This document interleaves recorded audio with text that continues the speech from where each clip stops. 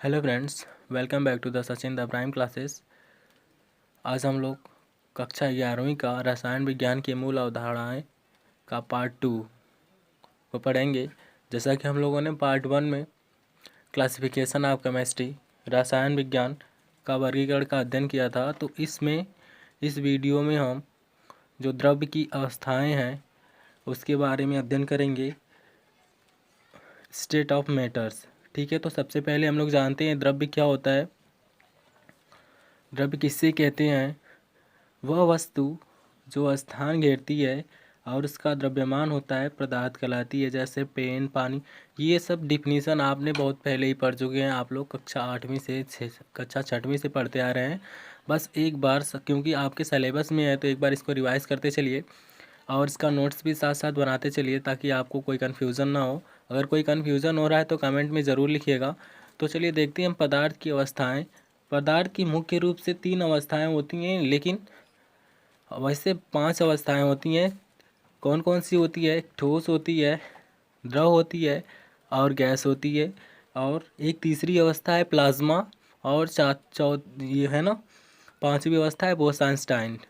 तो दरअसल में आपको बस ये जो इंटर लेवल है वहाँ पर बस आपको 3 ही पढ़ना है। कौन कौन सी? ठोस, द्रव और गैस। यदि आप उससे हायर क्लास में जाते हैं तो उसके आगे आपको प्लाज्मा और बोस-आइंस्टाइन मिलेगा।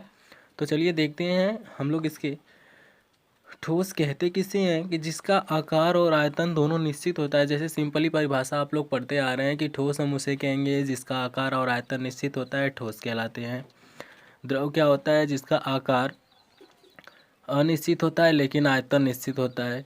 और गैस किसे कहेंगे? जिसका आकार और आयतन दोनों अनिश्चित होता है। तो इनकी जो जितनी भी क्वालिटी हैं, ठोस, द्रव और गैस, तीनों की क्वालिटी को हम लोग अध्ययन करते हैं।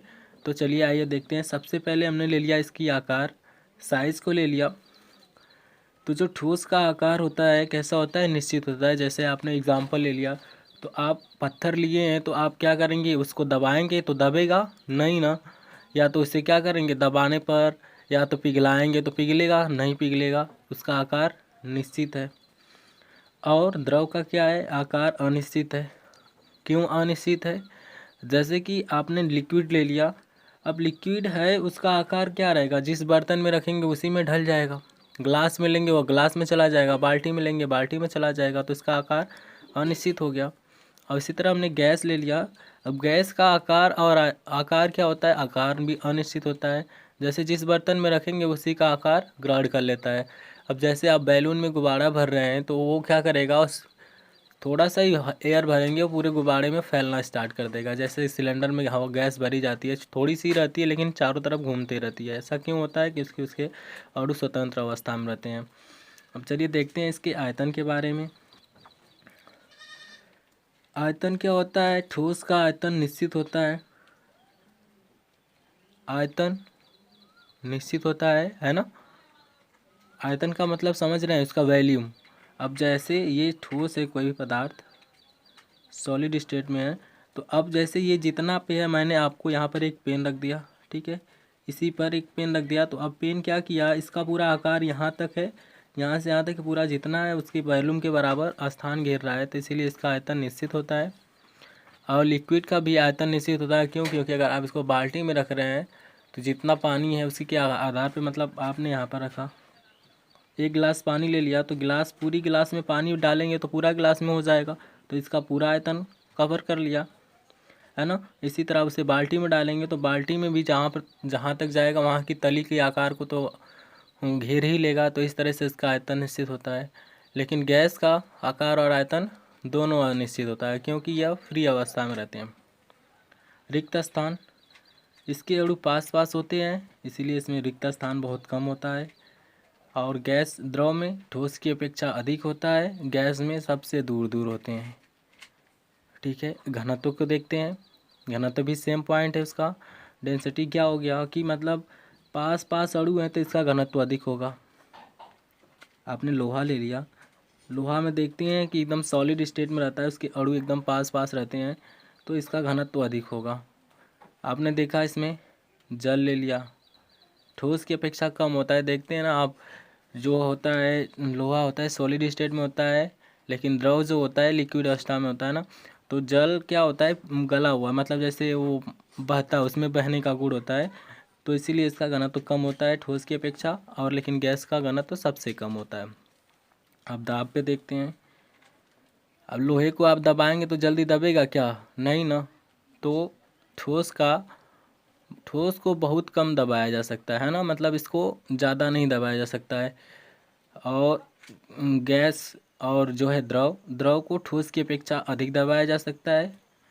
जैसे कि आप गुब्बारे में वाटर को भर कर प्रेस करेंगे तो दब जाएगा ना, तो गैस की अपेक्षा और ठोस की अपेक्षा अधिक है दबने का गुण, और गैस में सबसे अधिक होता है। ठीक है। ऊष्मा, जैसे आप लोहा को गर्म कर रहे हैं तो क्या होगा, गर्म करने के बाद उसे पीटेंगे या तो उसे गर्म करेंगे तो उसके अंदर क्या होगा, फैलाव होगा, एक ऐसी अवस्था है कि जिसमें वो बहने लगेगा। और ये जो होता है गर्म करने पर द्रव क्या होते हैं, उबलने लगते हैं। जैसे कि जल है उसको गर्म करेंगे तो बहने लगेंगे। और गैस क्या है, गर्म करने पर बहुत तेज़ी से फैलने लगता है।